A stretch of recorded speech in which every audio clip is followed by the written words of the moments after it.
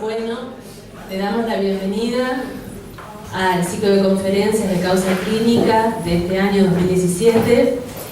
El tema de trabajo que nos convoca a todos los grupos que estamos trabajando, es cómo operar con la pulsión y la repetición en nuestra práctica.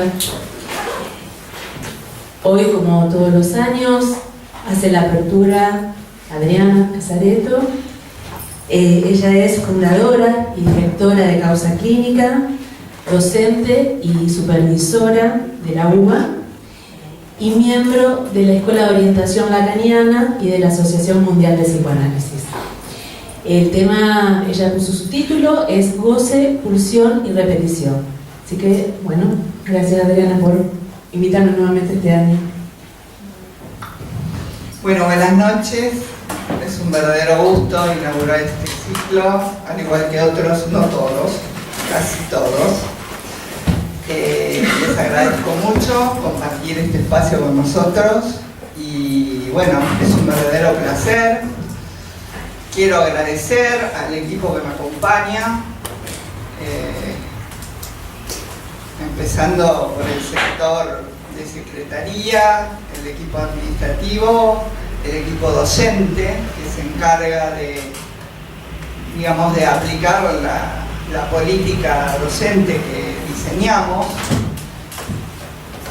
a Ceci Ruiz, mano derecha, secretaria académica, que me acompaña cotidianamente en los desarrollos para poder dirigir la institución, y a Alicia, que efectivamente la convoco de nuevo porque se desempeña de la manera que conviene en la coordinación de este ciclo, haciendo sus puntuaciones, sus aportes desde una posición de discreción y bueno, dándole un toque más a los distintos desarrollos que se presentan en oportunidad de la presencia de cada uno de los que pasamos por esta tarima.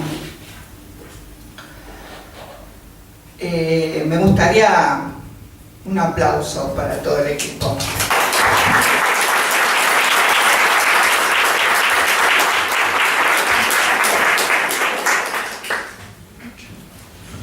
Bueno, no hay temas simples y este no es la excepción. Pulsión, repetición, cómo operar con eso.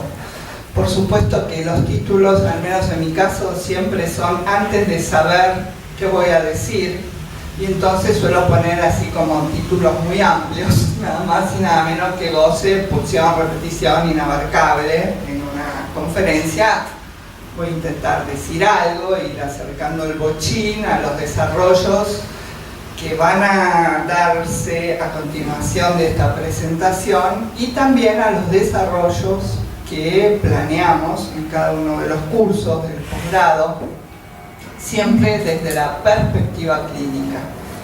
No nos interesa la teoría en sí misma, no nos interesa la erudición, nos interesa la posibilidad de elucidar los conceptos para que sean de aplicación, que nos sirvan de herramientas para posicionarnos mejor en la tarea, que en definitiva es la tarea que nos convoca y por la cual hacemos todo lo que hacemos, la clínica, ¿sí? Bueno, entonces, para decirlo bien, una correcta distinción conceptual tiene plenitud de consecuencias en el ejercicio de la práctica. Fundamentalmente nos permite afirmar de la manera que conviene nuestra posición en la dirección de la cura, la dirección de los tratamientos, ¿sí? En este sentido, hay que tener en cuenta la expresión de Lacan cuando requiere que el analista sea al menos dos: el analista para tener efectos y el analista que a esos efectos teoriza. Eso lo dice en el seminario RCI, en una clase de diciembre del 74, ¿sí? Entonces, el segundo el que teoriza los efectos de su acto, es el que hace clínica de su praxis. ¿Sí? La clínica no es la praxis, es el trabajo sobre la praxis que se realiza en la elucidación conceptual acompañado del trabajo de control o supervisión. Eso es la clínica, no es atender pacientes. ¿Sí? Bueno. El título de este ciclo, Cómo operar con la pulsión y la repetición, ya nos muestra que no tomamos los conceptos fundamentales del psicoanálisis que Lacan aborda en el seminario 11 de a pares como los toma él en el seminario 11. Nosotros el año pasado trabajamos transferencia inconsciente y este año trabajamos pulsión y repetición. Él trabaja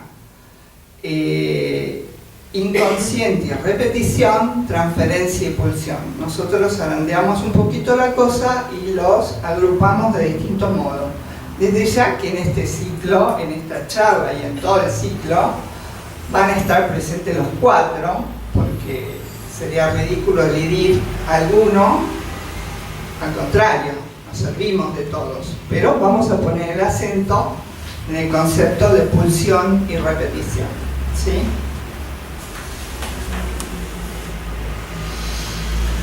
En el seminario 11, Lacan está en el momento de un viraje de su teorización y relee desde la conceptualización de lo real, vuelve a Freud pensando en su lectura la orientación por lo real. Ahí hay un clivaje entre antes del seminario 11 y a partir del seminario 11. Es un cambio de relación al registro de lo real, no es que ahí empieza lo real. Hace 2 años en la conferencia inaugural decía que los 3 registros los piensa desde el 51 o 53, o sea, están de salida y no los deja hasta el final de su obra. Lo que pasa es que va en el avance de su teorización y las reformulaciones de su teorización va dándole distintos estatutos a los registros. Bueno, entonces aquí entra de otro modo con lo real a su práctica y a teorizar de otro modo, con la herramienta freudiana, la lectura de los textos de Freud. ¿Sí? Y entonces, en relación a los 4 conceptos fundamentales, podemos darnos cuenta que lo común a los 4 es el concepto de inconsciente, teorizado de distinto modo. ¿Sí? El inconsciente en relación al sujeto, como sujeto dividido por la barra de la represión, ¿sí? Después, como repetición, el inconsciente solo quiere repetirse, ¿sí? Luego, como emergencia de la transferencia, cuando la define como la puesta en acto de la realidad sexual del inconsciente. Y luego, con la definición de la pulsión, con su estatuto de borde, alojada en la zona erógena, otorgándole al inconsciente el estatuto pulsátil. Es a la altura de este seminario donde otorga ese estatuto al inconsciente y dice apertura y cierre. Estatuto, por lo tanto, alude con apertura y cierre a un borde, y entonces se puede asimilar la pulsión el funcionamiento pulsional con el funcionamiento inconsciente. ¿Sí? Y entonces, en este seminario se da a leer una modificación importante en relación a su conceptualización, porque salimos del mundo del todo significante, de todo incluido el psicoanálisis en el campo del lenguaje.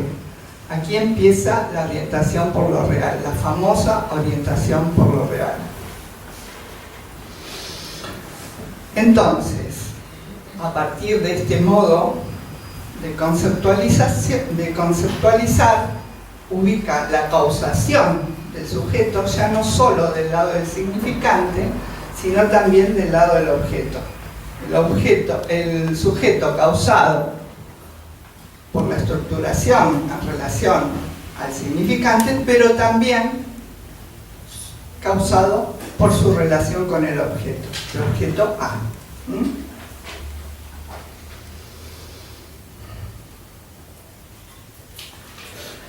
Esto, para ubicarlo en Freud, digamos,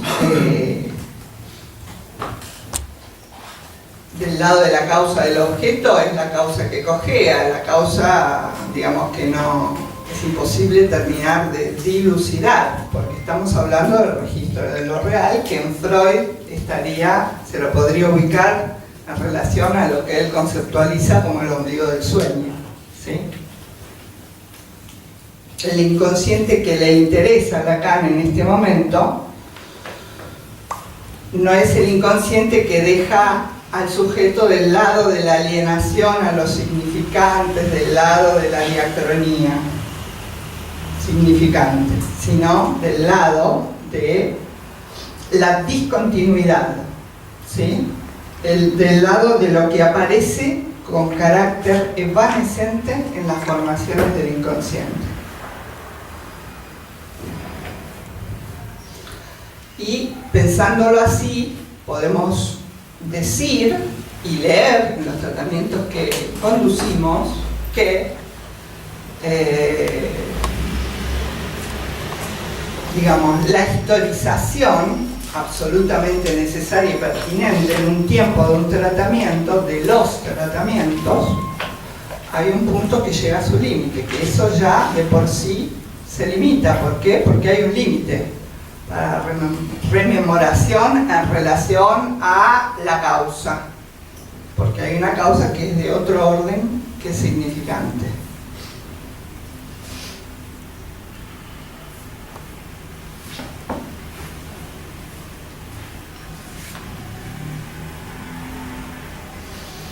Entonces, él nos indica a la altura de este seminario que la técnica debe acompañar a esta teorización modificando, por ejemplo, el tiempo de las sesiones. Sabemos que Freud trabajaba 50 minutos, la IPA aún hoy sigue, IPA, la internacional, digamos, sigue moviéndose dentro de ese parámetro, y Lacan plantea el tiempo en relación a el acontecimiento.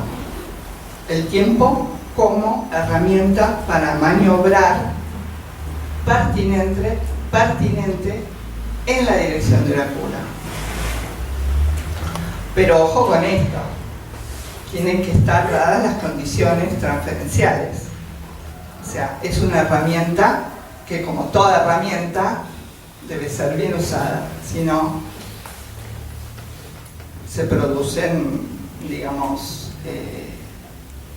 consecuencias de las que no convienen en la dirección de los tratamientos, ¿sí? Entonces, en los tratamientos que comienzan en la luna de miel transferencial, digamos, donde todo fluye, es el tiempo de la revelación, del tiempo de las marcas, de hablar de las marcas de la historia, de la historización, pero hay un segundo tiempo, como decía antes, donde esto ya deja de ser operatorio u operativo y empieza el tiempo de la repetición, en el sentido de la confluencia de las cadenas asociativas que el paciente pone en juego en relación a determinados significantes, los famosos S1, los significantes amos forjados en la constitución del sujeto en el campo del otro, significantes que tienen una pata en lo real y y una pata en lo simbólico, que como decía antes no son muchos, a veces sobran los dedos de una mano para entrar en relación, para contabilizarlos, pero sin embargo son esos pocos los que motivan y dan lugar al largo de un análisis, que generalmente es largo en serio. Creo que el domingo salió una crítica, no sé si lo leyeron, yo no leí, vi el título, en el diario Clarín, de la crítica del psicoanálisis por la duración. Bueno.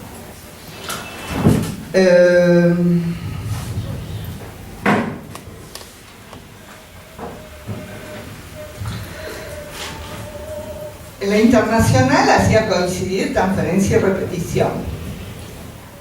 Y no bajado del éter, sino leyendo a Freud en algunos de sus textos. Lacan diferencia, y coincidimos con ello, transferencia de repetición. Para empezar hay que decir que la transferencia no es analizable. La repetición sí.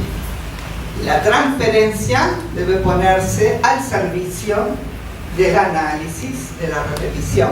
Nos podemos servir de la transferencia para analizar la repetición.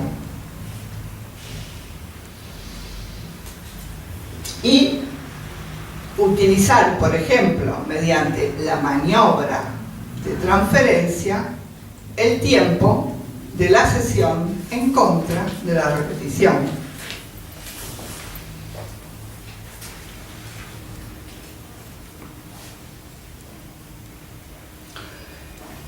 En el seminario 11, el estatuto de la repetición no es el mismo que en el seminario 2. Siempre es importante ubicar a qué altura de la conceptualización de Freud o de Lacan nos estamos refiriendo, porque a veces el mismo concepto tiene desarrollos diferentes, la mayor parte de las veces. Entonces, en el seminario 2 era repetición de los signos, el seminario de la carta robada, ¿no? Repetición de los signos.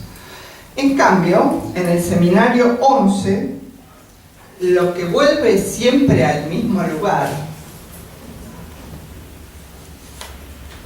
es por definición lo real. ¿Por qué? Vuelve porque no se escribe. Repite porque no se escribe. ¿Sí? O sea, siempre queda algo por escribir y entonces se insiste, repite.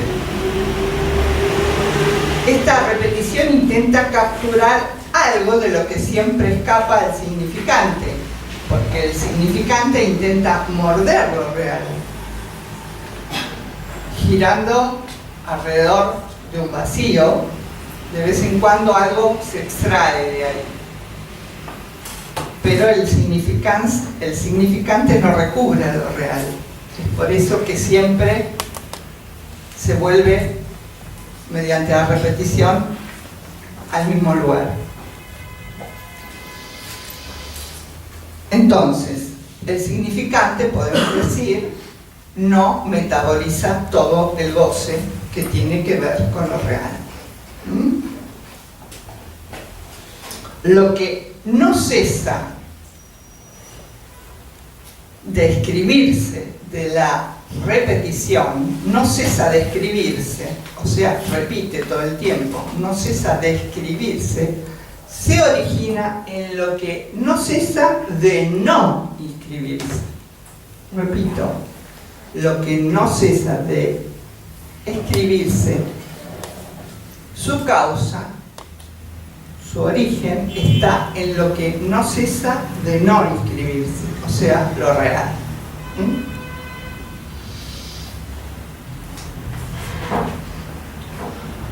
Cuando decimos que el trauma es un hecho sin palabras, falto de tramitación simbólica, nos referimos a esto.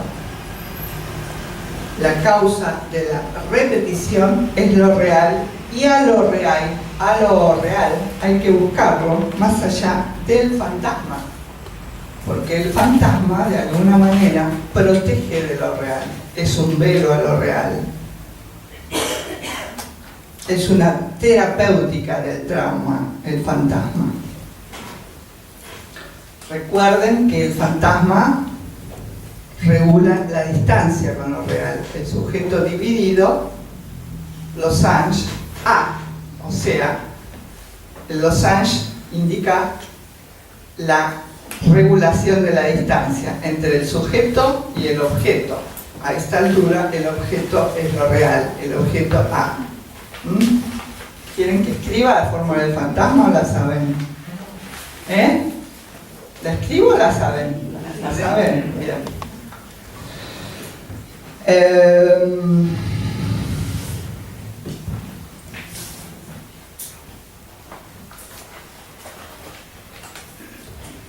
También el automatón del lado del automático, de lo que repite, sería la repetición que siempre encuentra lo mismo, y en este sentido también protege de lo real, el automatón. A lo que Lacan introduce en relación a este viraje es la tiqué, tijé, tujé y no sé cuántas cosas más, cuántas maneras de nombrar, no sé cuál es la correcta. Bueno, yo digo tiqué, que me es más fácil, que es del orden del encuentro. El automatón es la repetición de los signos. Y la tiqué es del lado de la contingencia, del encuentro, en relación con esta vertiente de la repetición que es la que nos interesa, la repetición del lado del encuentro con lo real.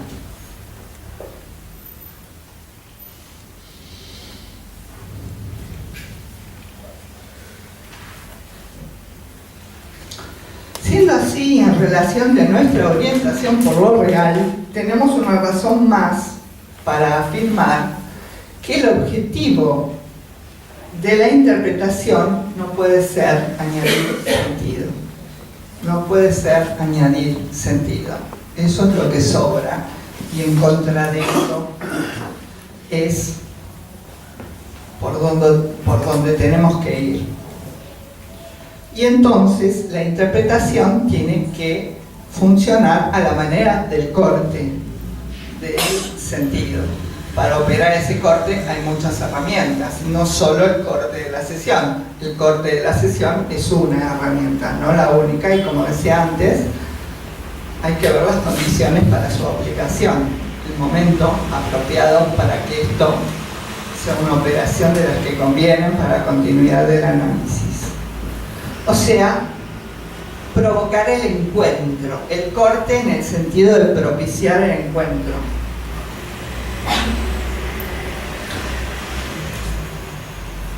Entonces, en este sentido y en esta vía de cómo pensar la lógica de la cura, la transferencia va en contra de la repetición. La maniobra en transferencia va en contra de la repetición.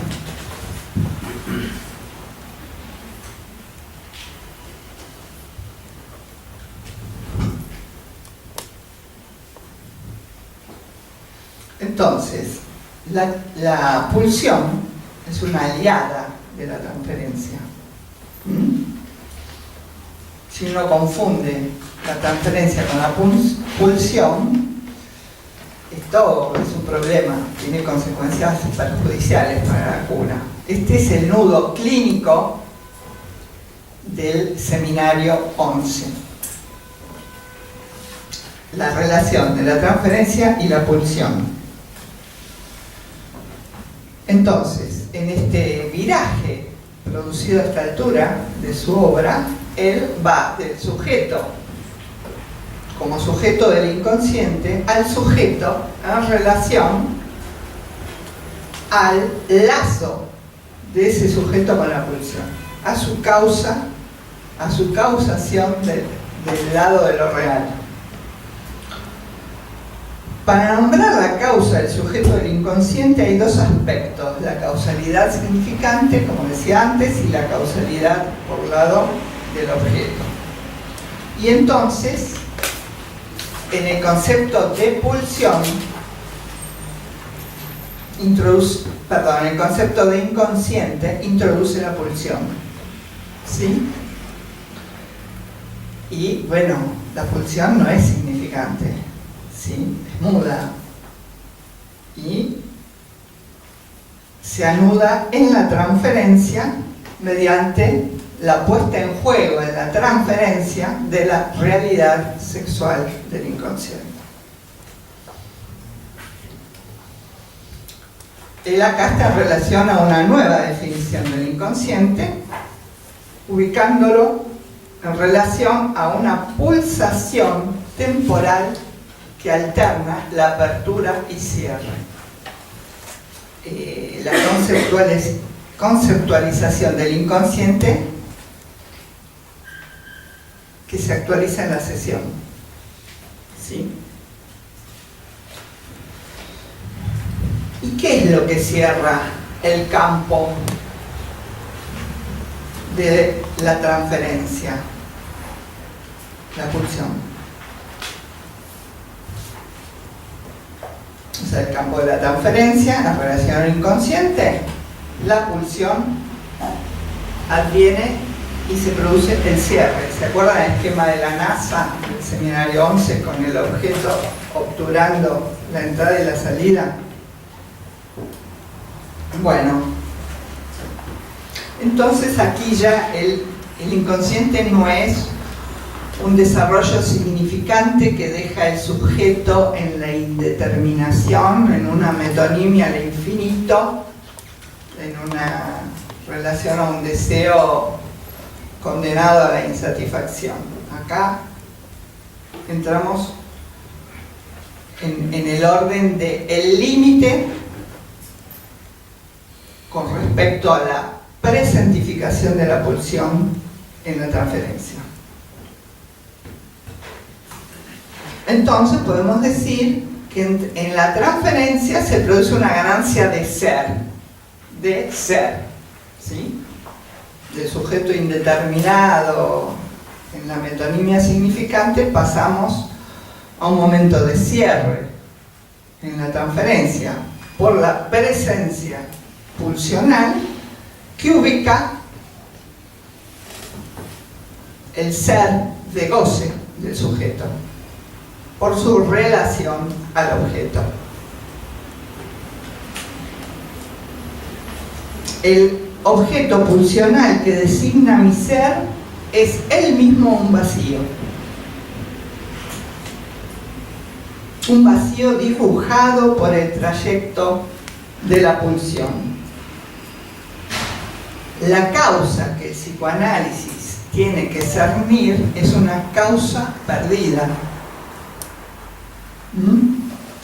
Y es porque está perdida tenemos alguna chance de ganar algo en relación a esa pérdida. Lo real como pérdida, como agujero, está en el centro del inconsciente, de la neurosis, del sufrimiento, y entonces está en el centro de la causalidad. La transferencia como cierre es el único modo de traer la pulsión a la escena analítica, porque dijimos que es muda. La crisis, lo traumático, no es una buena ocasión para una síntesis. Las síntesis sirven para obturar, para tapar, para reducir. Sino justamente lo traumático sirve para esclarecer lo abrupto de lo real, el tropiezo con lo real, el encuentro, platiqué. Y por eso elabora esta segunda teoría de la repetición que les nombraba antes, la repetición significante.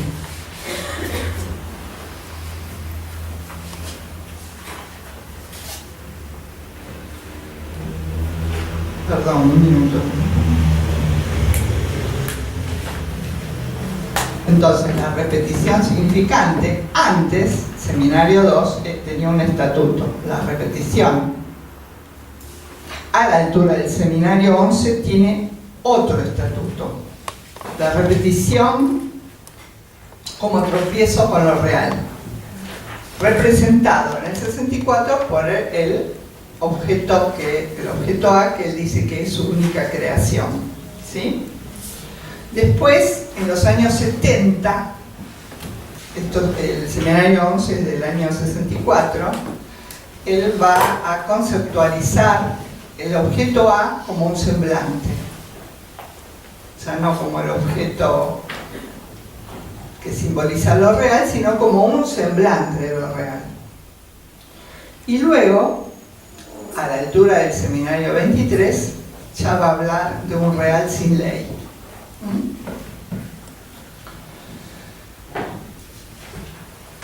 Pero entonces, ¿qué quiere decir? Que la transferencia devendrá la realidad sexual del inconsciente, la puesta en acto de la realidad sexual del inconsciente. Puesta en acto quiere decir que ante el enigma del analista, que por supuesto es facilitado por su posición silenciosa, afloran las respuestas fantasmáticas.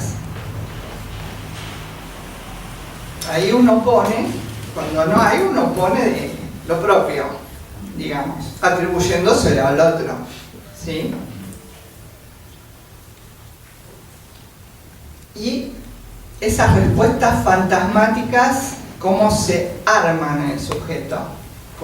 ¿De dónde vienen? Y por su constitución subjetiva en el campo del otro, en su estructuración como sujeto, donde se determinan las condiciones de su deseo y de su goce.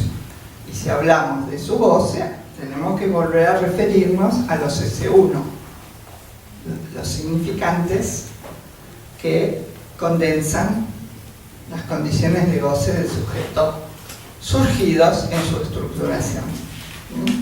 Y entonces, frente al enigma podríamos decir, ¿qué me quiere el otro? Y bueno, ahí me quiere chupar, me quiere cagar, me quiere comer, me quiere. Y en este punto se me ocurrió traer una breve viñeta clínica, de mi clínica, para intentar ubicar algo de este devenir fantasmático en la sesión. Esto que acabo de explicar, ejemplificarlo con una viñeta de mi clínica. Un paciente de un análisis largo, avanzado, traía a repetición la referencia a posibles aventuras sexuales hasta ahora no llevadas a cabo, no concretadas. Hablaba de su atracción por ellas y hacía todo un desarrollo sobre su justificación si llegaran a acontecer.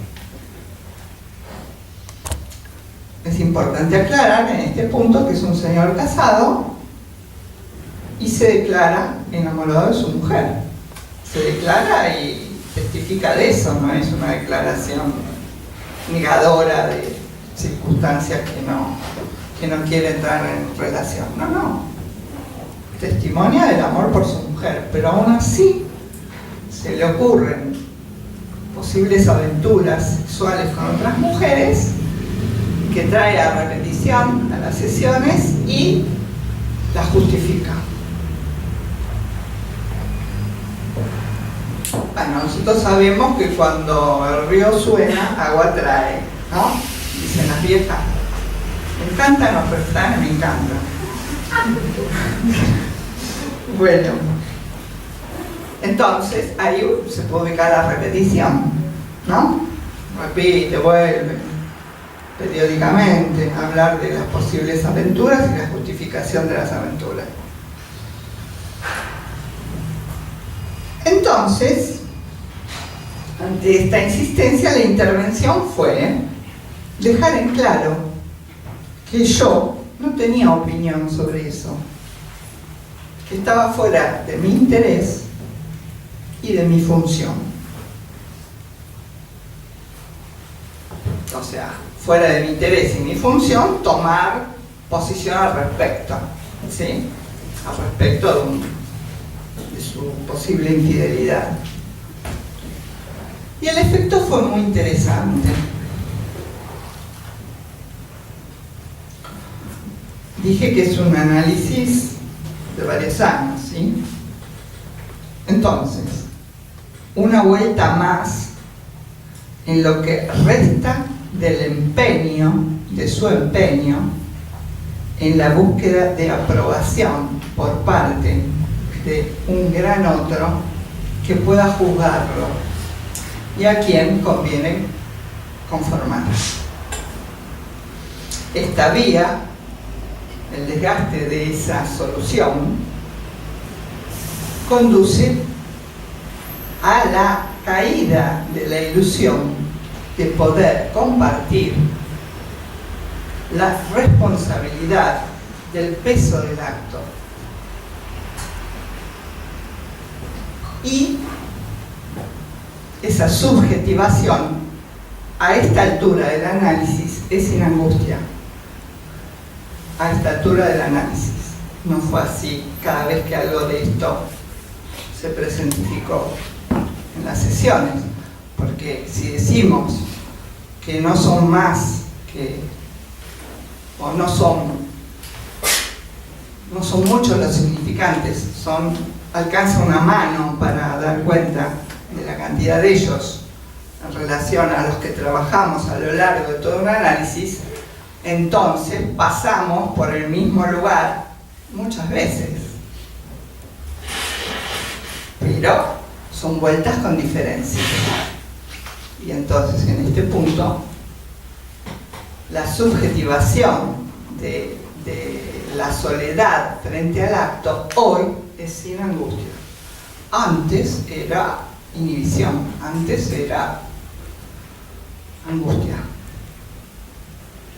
Entonces, cae la pesada orientación por el solo él lo puede hacer, materno, solo él lo puede hacer. Decir materno que es corolario a supuestas proezas en pos de pavoneos narcisistas y se afirma en solo él lo puede hacer.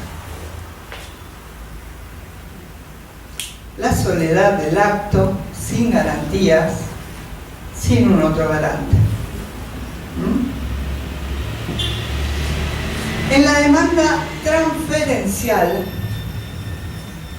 está implícita la creencia en un gran otro, poseedor de la verdad, que podría alivianar la soledad del acto. Es una ilusión. Acto que no está garantizado en sus resultados, es sin garantía. Entonces, es por la transferencia que se realiza el inconsciente con el peso de la realidad sexual del inconsciente. Fantasmática que habita el sujeto y por supuesto que esa realidad fantasmática es en el uno por uno. Con el texto particular de cada uno. Siempre fantasmática como estructura, pero ¿cuál es el texto de cada uno? Eso es un trabajo la frase que hay que decantar a través del tiempo en el análisis. Ahora, el síntoma llama a la interpretación, cosa que el acting out no llama a la interpretación, es sin otro. Entonces el síntoma necesita de un otro, necesita del analista, necesita del dispositivo. Porque en la articulación inconsciente del síntoma está su lazo al otro, ¿sí? Entonces, ya hablando del síntoma en transferencia, esto mismo nos lleva a concluir que la transferencia no puede ser la repetición. Al ser la respuesta del analista diferente de la del semejante,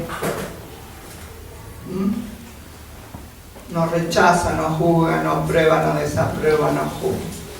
No. Lugar del muerto, dice Lacan en Dirección de la Cura. Aparecen allí, entonces, por ser la respuesta del analista distinta a la del semejante, en sesión aparecen los condimentos fantasmáticos de la realidad sexual del inconsciente.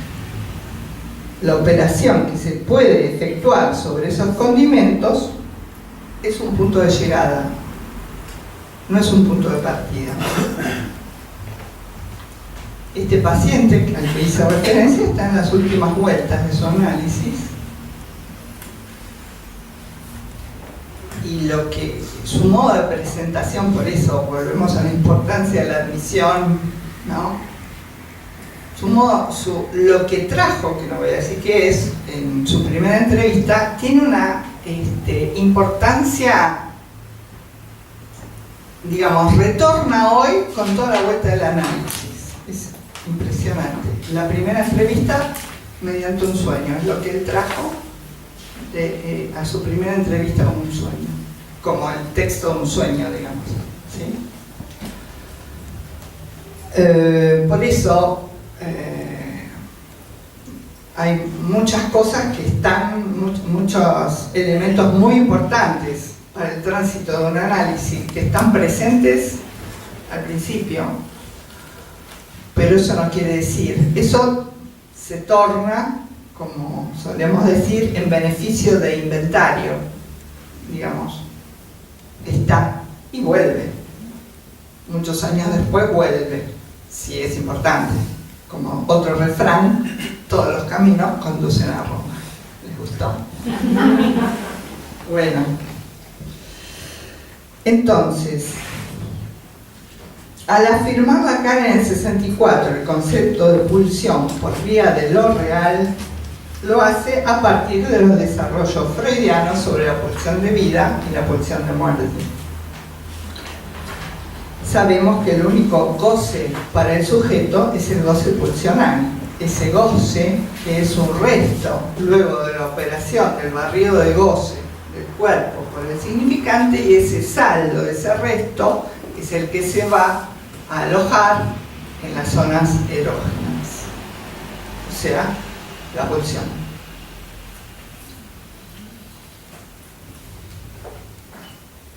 La pulsión es un montaje, no tiene objeto fijo, y en ella está en juego el goce posible. Por eso no nos pongamos en contra, porque es el cachito que nos queda, ¿sí?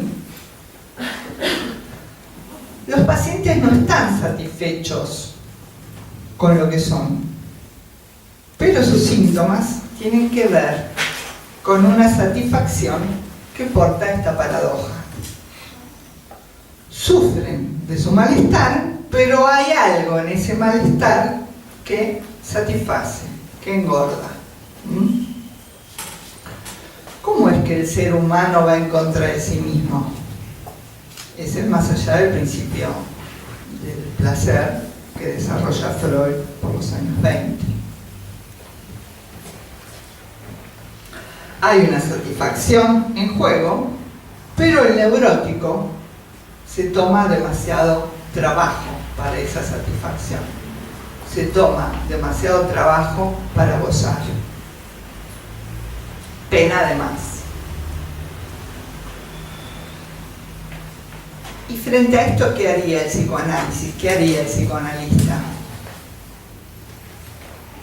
Y entonces Lacan nos indica que hay que rectificar el goce a nivel de la pulsión.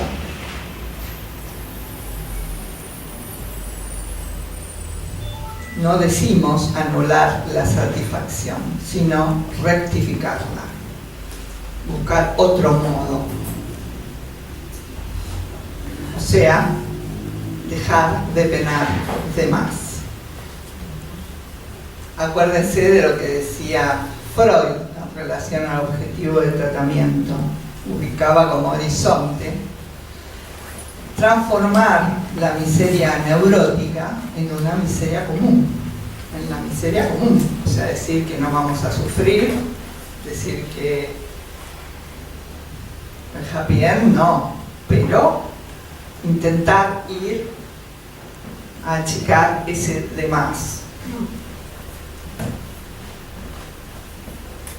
Entonces, rectificar la satisfacción pulsional está en el horizonte del fin de análisis, a esa altura de su teorización, y, digamos, ese collage surrealista que lo escribe en el seminario 11, un collage que se presenta sin ton ni son, que se presenta sin objeto, que se presenta de forma pulsátil, al modo de contornear ese vacío para retornar, sale de la zona erógena y vuelve a la zona erógena. O sea, es autoerótica. La pulsión no está en relación al otro. Es una satisfacción en el cuerpo autoerótica. No necesita del otro, ni de las palabras. Y ahí es interesante el ejemplo que da Lacan en el seminario 11 de la boca besándose a sí misma. Y a mí se me ocurría la mano que acaricia a otro, donde la satisfacción está en la mano, no está en el otro, está en la mano, está en el cuerpo nuestro.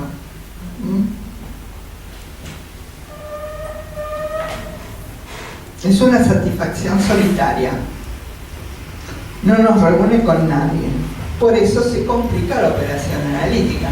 La operación analítica es el mundo hable que eso asociará, es un dispositivo creado para trabajar con la herramienta de la palabra, pero aquí que la pulsión no es palabra. Y entonces, ¿cómo operar con la pulsión? Bueno, vamos a tratar de agregar algo más a ese saber durante todo el año. Hoy empezamos.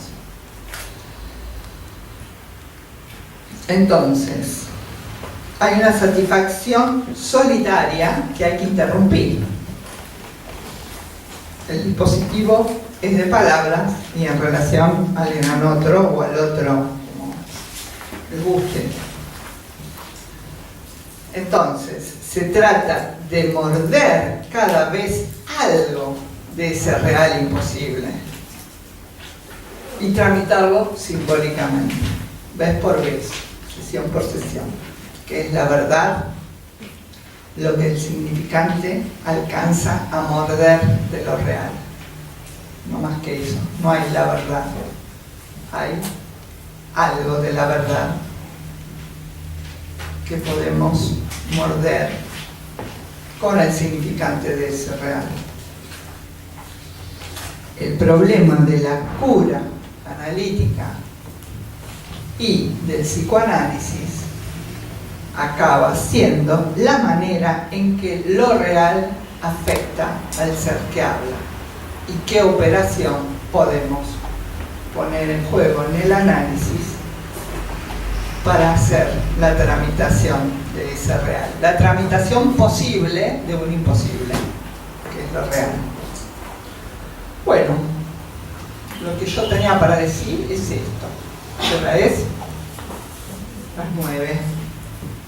Ahora me encantaría hablar. Hablar, no, ya hablé mucho. Ahora me encantaría hablar con ustedes. Bueno, este es el momento en que abrimos a la conversación porque a Adriana le gusta hablar y porque está bueno que conversemos sobre las cuestiones que habremos podido escuchar. Cada uno seguramente escuchó algo, así que podrá hacer alguna pregunta. Comentarios, charlar, o no entendí, o qué quisiste decir. Todo eso.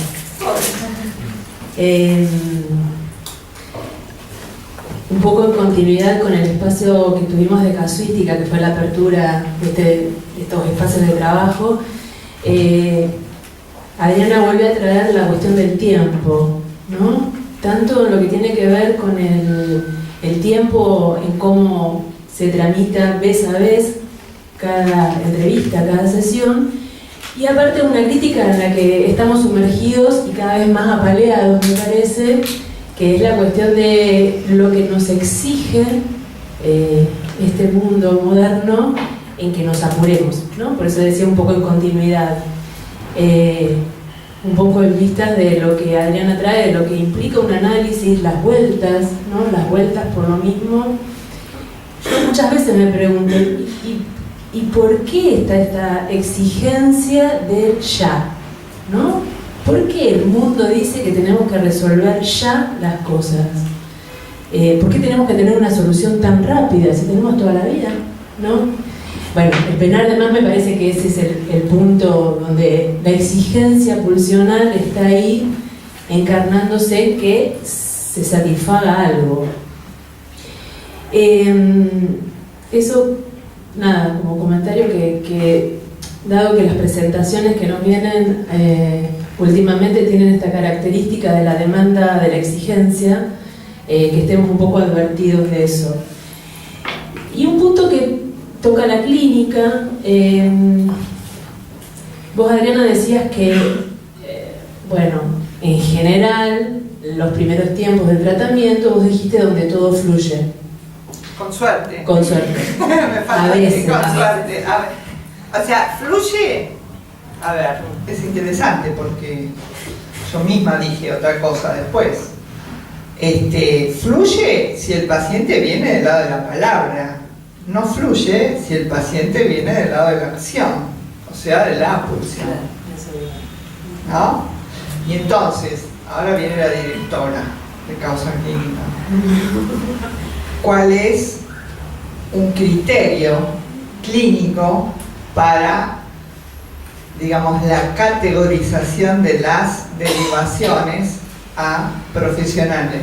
Sin experiencia, poca experiencia, mucha experiencia, máxima experiencia dentro de la institución.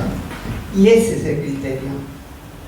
O sea, yo derivo, a mí el paciente ya me viene cuantificado, digamos, categorizado en relación a qué profesional le tengo que asignar. Pero el criterio clínico para esa determinación, para esa categorización del paciente, es lo que resulta en la entrevista de admisión de la posición de quien consulta. ¿Cuál es su relación a lo simbólico? ¿Cuál es su relación a lo real y a lo imaginario? Por supuesto que los tres registros están anudados, pero hay predominancias de uno u otro.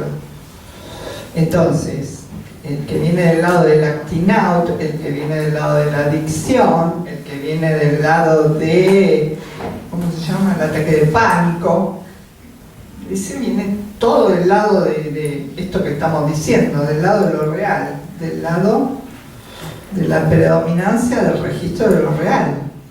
Y es lo más difícil de asir, porque acabo de referir que con suerte de vez en cuando algo atrapamos con el significante, es nuestra apuesta. Desmontar la pulsión, rectificar el régimen pulsional, de satisfacción pulsional. Bueno, acá lo está pensando en relación a un tratamiento, y no es que los que vienen del lado de la palabra no tienen un régimen de goce pulsional. Por supuesto que eso está en los términos de la posibilidad de un fin de análisis, todo el que transita un análisis y como, digamos, la dirección en relación a ese final, tiene que ver con estos mecanismos, con que hay la pulsión, hay el fantasma, hay, digamos, la satisfacción particular y propia del uno, ya no en relación con el otro, del uno. No quiero entrar en terrenos de la última enseñanza, no quiero, me quiero quedar a la altura del seminario 11. Pero todo eso, el fin de análisis como rectificación del régimen pulsional, después varía, pero no voy a entrar ahí. Pero, por supuesto, cada vez, y en este sentido la época de lo instantáneo, del llame ya, bueno, también nos toca a nosotros y tenemos que ver qué hacemos con eso, porque es el mundo en que vivimos. Y los efectos de la palabra, del psicoanálisis, los efectos, o sea, el psicoanálisis está en la cultura, por lo tanto ya es menos efectivo. Digamos, los tratamientos de Freud, salvo el hombre de los lobos, eran lo que nosotros hoy decimos por ahí el tiempo de las entrevistas preliminares, o sea, la operación del analista era, bueno, esta cuestión enigmática, esta cuestión, digamos, de encarnar el que me quiere. Antes era más fácil que ahora. No porque no haya un otro amenazante en el sentido de un otro que podría gozarnos. Eso estuvo y estará, al menos por ahora, presente en todos los individuos. El punto es el analista con qué herramientas cuenta para operar sobre ese sujeto y su padecimiento. Y entonces esa otra frase de Lacan tan consabida, que renuncia al analista que no esté a la altura de cómo la época vive la pulsión, es así. Si ahora, o sea, las histéricas no tiran el pañuelito. Ahora, no sé qué hacen las histéricas, pero están más del lado de la acción. Son histéricas decididas en el punto de pasar a la acción. Digo un ejemplo por decir algo. Quiero decir, las condiciones de nuestra operación están condicionadas por la época, y la época actual hay una desregulación pulsional, un descreimiento en lo simbólico, un descreimiento en la ley que tiene efectos en todos los campos. ¿Y cómo no lo tendría en el campo de nuestra operación y en nosotros como sujetos? Porque nosotros somos analistas, pero somos producto de esta época también. Entonces, no estamos afuera.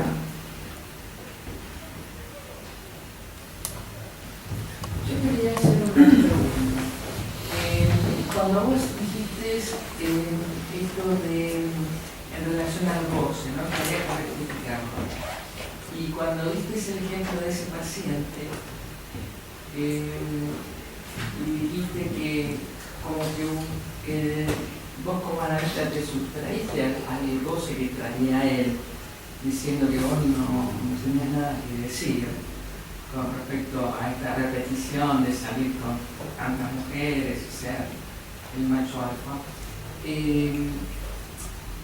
¿Cómo lo ves vos esto de esto otro que después dijiste en la conferencia, de que él estaba solo consigo mismo, sin compartir con el otro, porque no tengo nada que decir, sin compartir con el analista esto, con referencia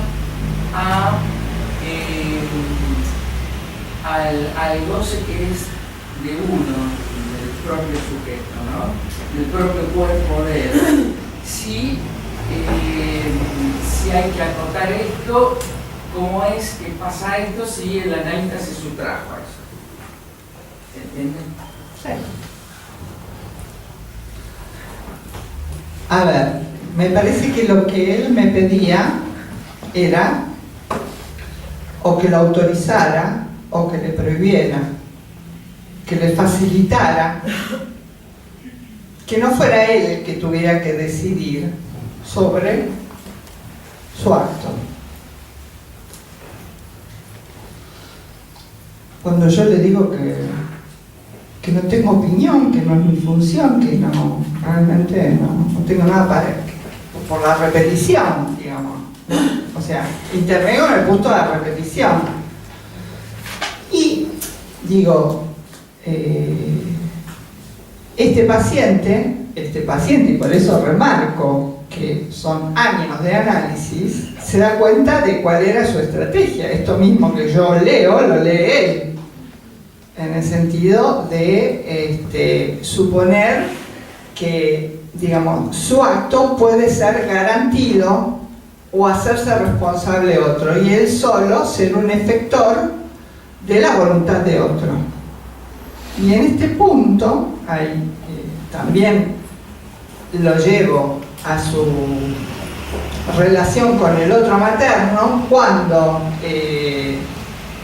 hay algo de completar a ese otro materno, en el sentido de dedicar sus proezas festejadas por este otro materno, solo él puede ser capaz de esto, a él solo, sin el otro,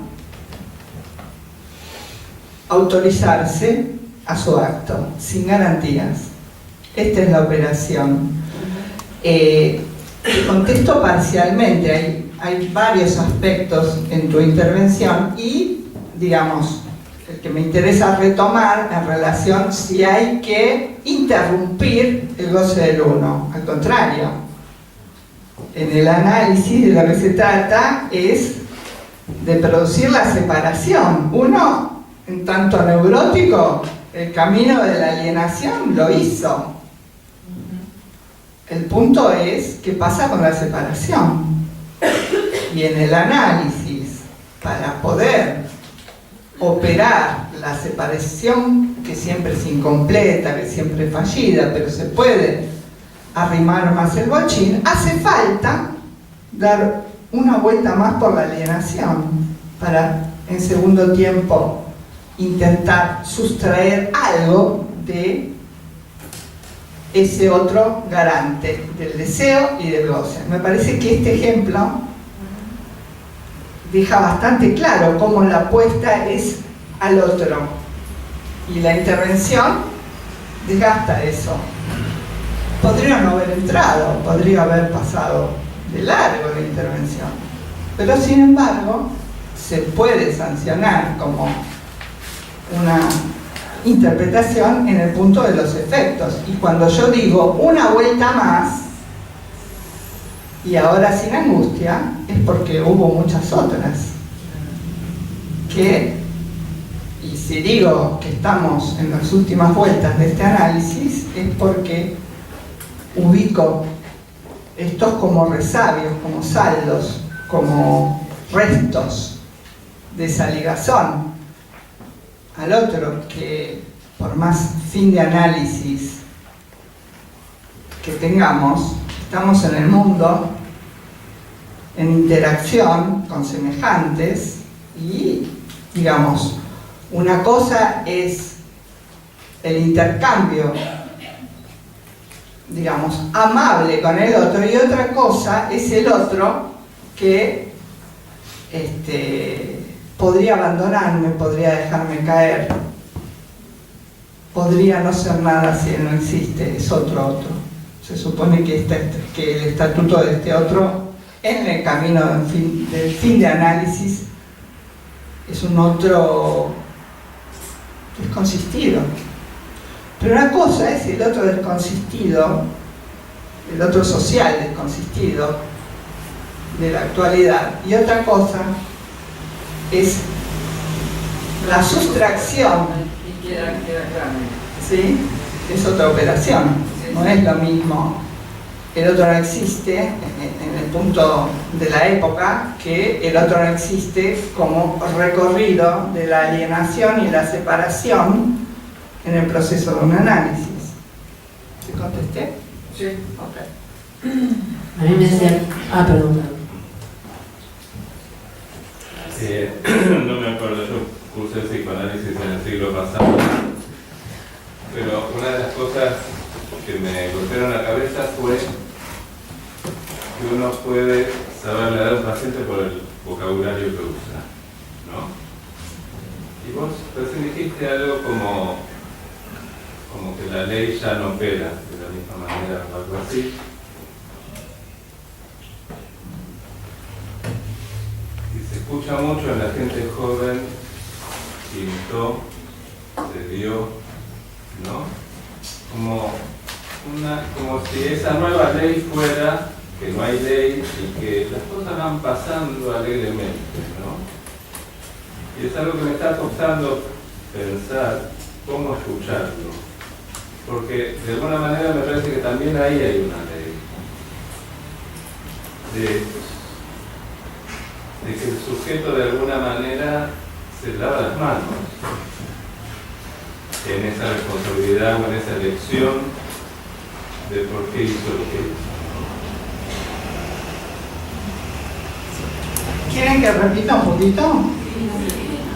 Bueno, el colega refería que hace mucho que cursó psicoanálisis, que no se acuerda cuánto hace, y que en psicoanálisis decían que la edad, ¿cómo es? La edad del Podía saber sujeto, la edad del paciente por las palabras que usaba. que se podía deducir la edad del paciente por el lenguaje, por el modo de sus referencias, las palabras que usaba. Y él decía que está preocupado en relación a esto de la, podemos decirlo ahora como la declinación del nombre del padre, ¿no? Que el nombre del padre es el que dice lo que sí, lo que no, organiza, legisla sobre el capricho del deseo de la madre, y eso hoy está blandito con efectos. Y el colega decía que la juventud, los chicos dicen, no, porque me pintó, porque, ¿no? Como, yo diría, al modo de lo caprichoso, del lado no de una responsabilidad, decías vos, subjetiva de su acto, y él supone que eso obedece a otra ley y no pesca cuál es. ¿Es así? Bueno, yo tampoco. ¿Qué sé yo cuál es? Es una invitación, digamos, se me plantea esta pregunta, como diciendo, suponete, vas en un colectivo y ves a los pibes de 15 y 17 años que ya salen absolutamente alcoholizados, ¿no?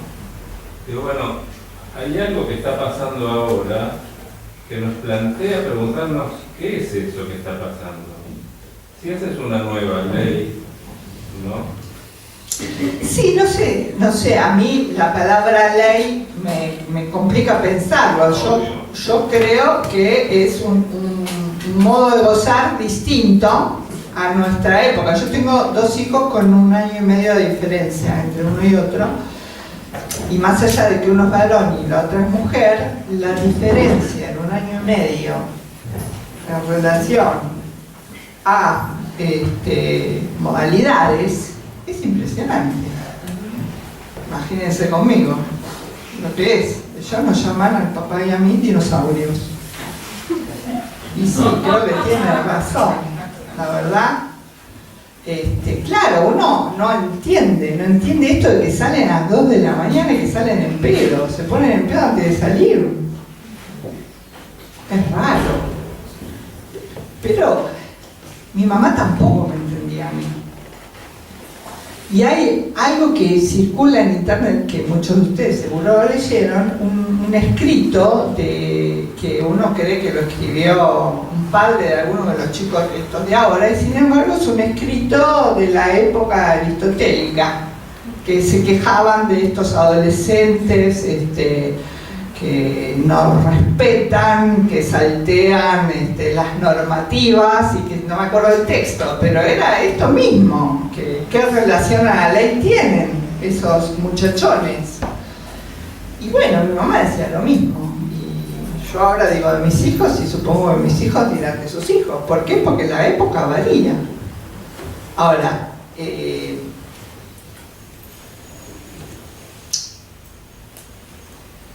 lo simbólico, cuando nosotros recibimos un paciente muy complicado, decimos que hay un simbólico poco estructurado, un simbólico lábil.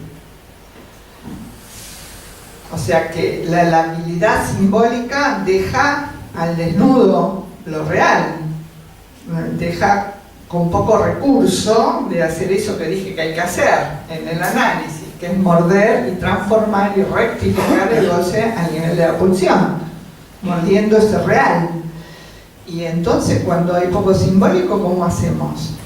Porque ya no es algún caso. Hoy hice 4 derivaciones, las 4 signos de admiración, lo máximo de experiencia para atender a ese paciente. Y se me complica derivar a la gente con poca experiencia, porque llegan pacientes cada vez más complicados en este nivel, en las condiciones de su goce, y poco afectos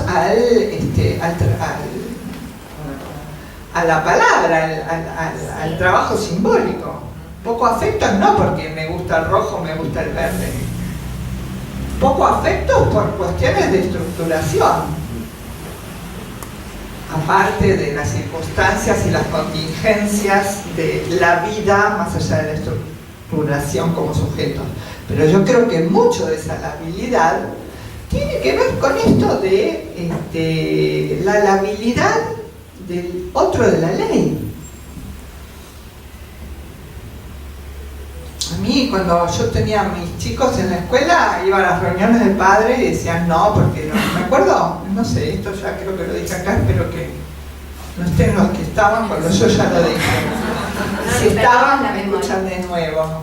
En las reuniones de padres, había una madre que había encontrado, no me acuerdo qué edad, 7, 8 años, lo había encontrado mirando pornografía en internet, su hijito, compañera de mi hijito, no me acuerdo. Entonces su gran preocupación era cómo hacer para no traumarlo y no reprimirlo, pero a la vez acotar esa conducta. Está un poco confundida la señora. O sea, supone que el trauma es por la operación del no. La primera de la música. Claro, Sí, o sea, es al revés. El trauma es estructural y la represión también, con lo cual la encarnamos o no la encarnamos de la manera que conviene, pero evidentemente está en la cultura, en la cultura actual de no reprimir, de pobrecito, de que la maestra no te grite, no tiene derecho a gritarte, qué sé yo no digo que la maestra tiene que gritar al chico, pero poner un límite es lo mejor que le puede pasar. Ahí sin ley aparece lo descarnado del super yo, digamos, ¿no? O sea, como esta cuestión de la ferocidad, Claro. que sin el rodeo por lo simbólico, en el predominio de las imágenes y en la cuestión qué hacer con eso real sin palabras. Por ahí. Claro, y Freud lo decía. Pensé cuando Freud decía que era un dato de observación que a mayor la habilidad de la operación de los progenitores, digamos, a menor puesta de límite, para decirlo en criollo, por parte de los padres, mayor ferocidad del super yo. A mayor la habilidad en la bajada de línea, mayor ferocidad del super yo. Entonces, no, ¿cómo hago para no reprimirlo? Yo a mis hijos les decía, mirá que te aplico la psicología. Claro. Que ellos sabían, ¿verdad? Sí, sabía muy bien porque ya se la había aplicado a O sea, no era un hecho inédito lo que pasa, ellos ya sabían de ya eso. sabía. La verdad que sobre las cuestiones de la época nos podemos estar mucho tiempo conversando. ¿Alguien quisiera hacer otra pregunta? Bueno, cerramos aquí, los esperamos para la próxima, que sería la primera de junio.